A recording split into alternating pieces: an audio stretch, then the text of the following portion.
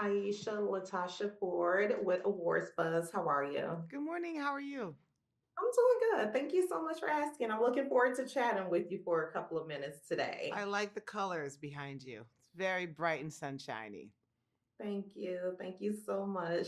Aisha, let's just get straight to it. You are not only the executive producer, but also the showrunner and writer behind this series, Government Cheese. Yes. I always think it is very important to take things back as far as we can to the beginning, like the birth of this series, the birth of this show. How did it all come about? Oh, well, it came about. I don't have Paul here with me. So, Paul Hunter is loosely based on his life or his life growing up in the San Fernando Valley, as well as his father and his brother.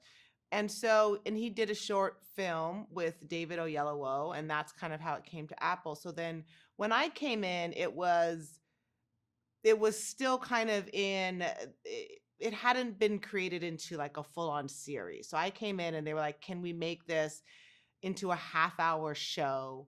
And I think Paul and I were both like, we didn't want to make like a normal half-hour show. We didn't want to make like a family comedy. So we needed to find a way to really merge what Paul's vision is, really visually interesting stories with really telling a cohesive season story. And so in the inception, I like to say the first inception that where you find it is, we were working in the room, we were working on creating the pilot, and we didn't have an opening. I was like, we need a great opening. We need something that like just like grabs people. And we had like a couple different things that we tried, like a fantasy sequence, and nothing really seemed great. And then he told me this story about his when his father was in prison watching someone get killed with a spoon. And I was like, oh, we can make this kind of parable about somebody who you think is not the star of their story, but really is an integral part. And so once we came up with the Gospel of Kenny Sharp, that kind of set the tone for how we were going to tell the rest of the series. And then we started making all these really weird, interesting kind of openings to the show and ways to impart knowledge or the themes of the episode. And they were all quite different. And so that's really where in the writing, once we found that, and that was something that we found in the writing, and he established that, then that kind of just led us down this road of where we ended up.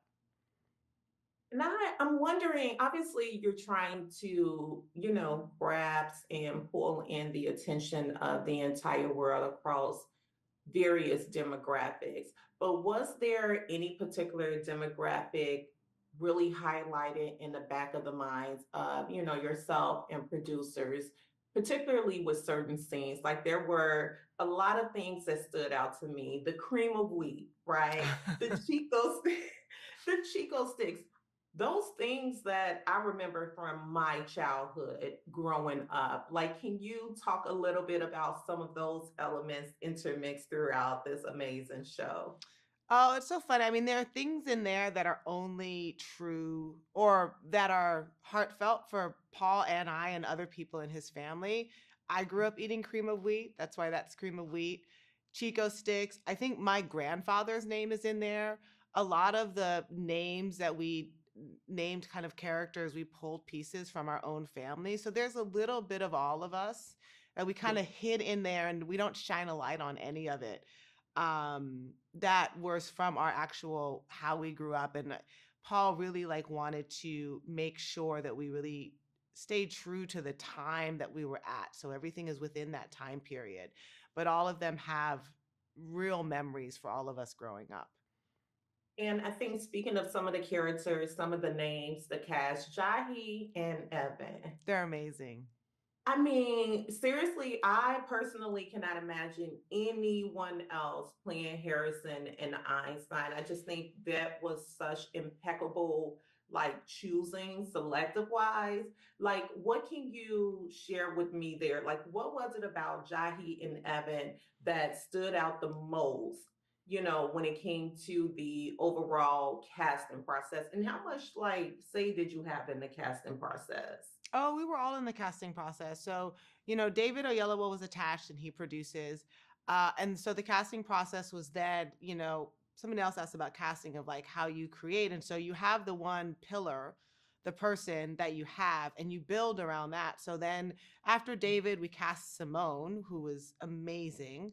And so once we had the two of them, then we casted the kids, and it was about finding, Einstein is this really kind of weird, quirky, really off character. And if any of that came through as fake or put upon affect, it would not have rang so true. It would have seemed cartoonish. So finding someone that could balance that with with depth and groundedness. And Evan really, once we saw Evan, he's kind of tall, he's kind of gang, and he just kind of walks in the world in his own way, and that's who he is. And once we was like, that's Einstein. So when he was reading for Einstein, none of it felt false. And Jahi is such an amazing actor. Once we saw just his range of being able to do frustrated, mad, and it not feel one note. He had to hit it differently every time. There had to be a range to his frustration and some little openings with his dad and then going back, So once we saw both of them, it was just very clear.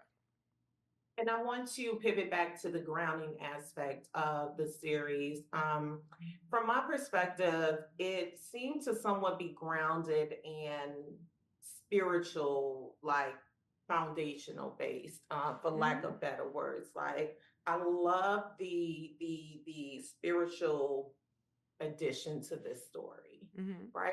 So when I'm speaking of that particular part, like sitting at the round table, the writers' room, talking and coming together as producers, as writers, directors, so on and so forth. What did those conversations look like, as far as implementing, the spiritual grounding Oh, aspect? yeah. I think that when, Paul wanted to tell he wanted to tell a lesser known story in the Bible. And I think if you look at a lot of great artwork or pieces, like there's the Bible is right. It's the great big book of great stories, or some people believe, however you believe in the Bible. I don't want to get into that, but it has a ton of really interesting mythological, surprising stories in it. So once we took, and there's a lot of shows that will take a piece of the Bible and like, and you don't have to, make it fully religious. So that was the story we decided to pull out of the Bible. Once that was decided upon, we had all these kind of marking points of what we wanted to hit without it being overwhelming. Um, um, Sorry, let me resay that. So we had, once we took that kind of basis and background, Mhm. um, and just kind of sprinkled it in, it was just a really kind of fun, it's a nice color to the whole thing. And Yeah. people who know the story will get it. And if you don't know the story, you also don't lose anything in the telling of the story. Yeah, no, I agree with that. I totally agree with that. We know that David is not only on screen throughout this project, but he also fulfilled the shoes as an executive producer as well. What was it like collaborating with him, in that particular space? Yes. Oh my God. There was a moment, I think we had wrapped, Mhm. and we were just dealing with a lot of stuff. And I remember and I was like, David, I've worked with a lot of producing actors, but his producer skills are amazing.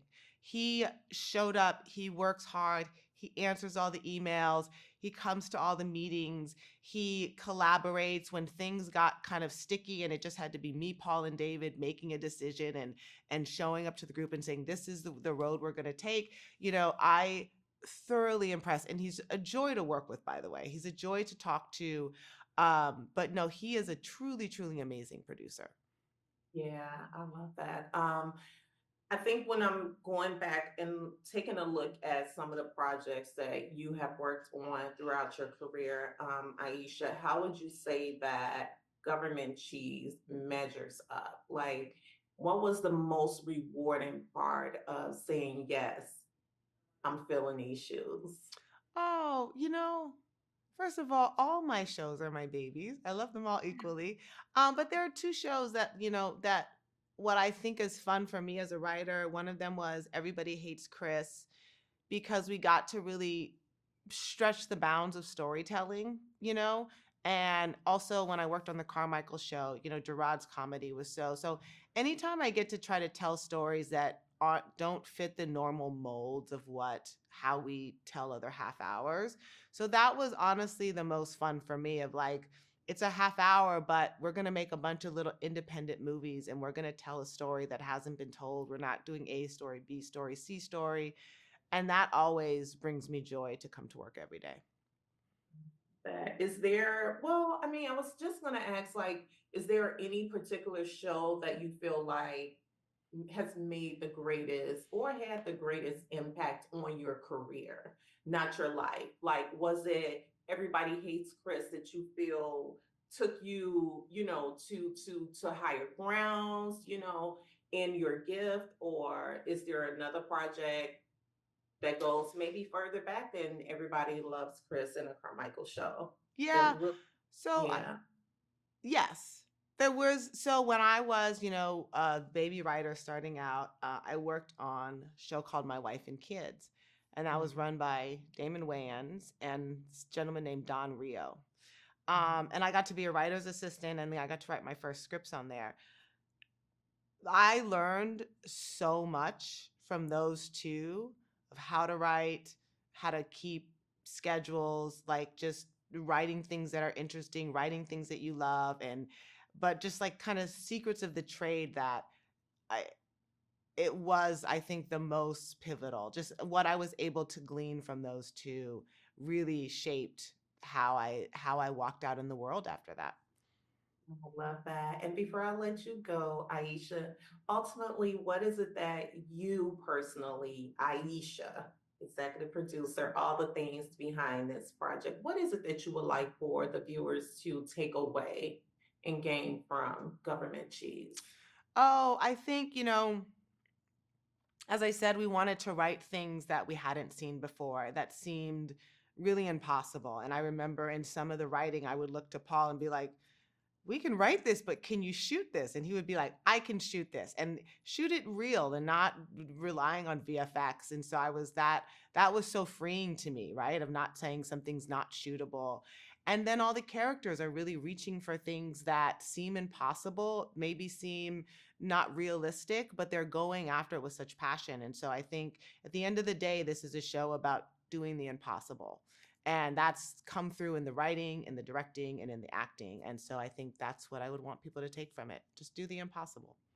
I love that. Aisha, thank you so much for your time today. And I cannot wait for the world to see this project. Thank you so much. It was wonderful to talk to you. Thank you. Likewise.